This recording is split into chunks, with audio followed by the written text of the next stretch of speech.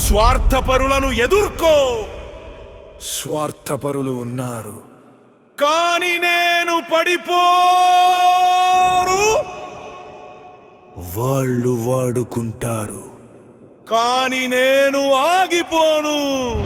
నాకొక విధానం ఉంది, నాకొక శక్తి ఉంది, నాకొక ధర్మం ఉంది. నన్ను ఆపేది ఎవ్వరు?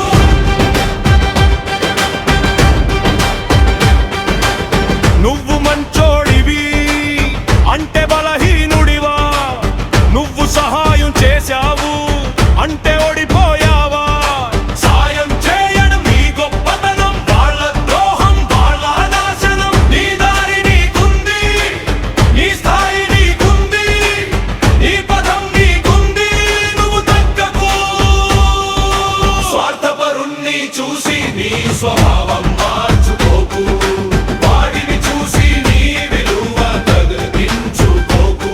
నీ రిమోట్ వాళ్ళ చేతిలో పెట్టకు. నీ జీవితం వాళ్ళ చేతిలో పెట్టకు. ఈ ప్రపంచమన్నాక రకరకాల మనుషులు, మంచి వాళ్ళు ఉంటారు, చెడ్డవాళ్ళు ఉంటారు, మహానుభావులు ఉంటారు, మాయగాళ్ళు కూడా ఉంటారు.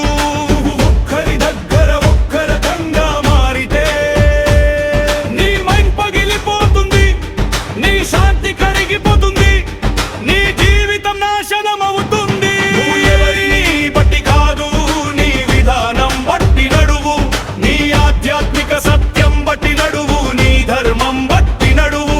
వాడు మంచోడు అని కాదు, వాడు చెడ్డోడు అని కాదు, నువ్వు నువ్వులా ఉండాలి. అదే నీ విజయం. స్వార్థపరుణ్ణి చూసి నీ స్వభావం మార్చుకోకు.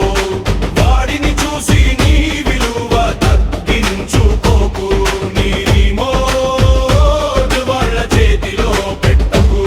నీ జీవితం వాళ్ళ చేతిలో పెట్టకు.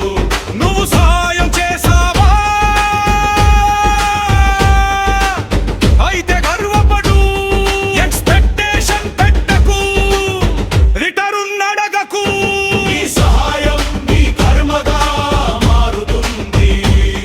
నీ మంచితనం నీ శక్తిగా మారుతుంది. ఈ రోజు కాకపోయినా రేపు ప్రతి నీకు తిరిగి ఇస్తుంది. ఇదే కర్మ సిద్ధాంతం, ఇదే విశ్వ న్యాయం. కానీ నువ్వు నెగటివ్ పంచు పెట్టుంటే వాడు ఇలా చేశాడు, వాడు అలా చేశాడు అని నీ లోపలే విషం పెరుగుతుంది, నీ లోపలే చీకటి పెరుగుతుంది. అదే నీ జీవితంలో అదే మనుషులను మళ్ళీ అట్రాక్ట్ చేస్తుంది. అది నీకే నస్తుంది, అది నీకే శిక్ష. నువ్వు శాంతిగా ఉండాలి, నువ్వు సంద్రంగా ఉండాలి, నువ్వు క్లియర్ గా ఉండాలి. నీ ఫోకస్ లక్ష్యం, నీ ఫోకస్ ధ్యానం, నీ ఫోకస్ విజయం.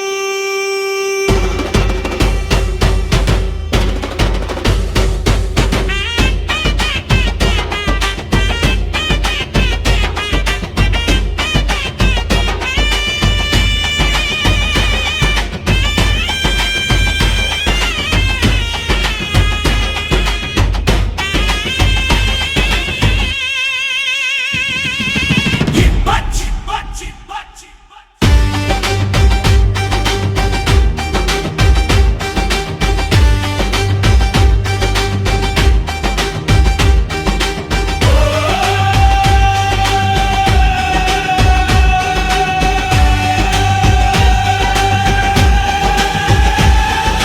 స్వార్థపరులు ఉన్నారు, అయితే ఏమిటి?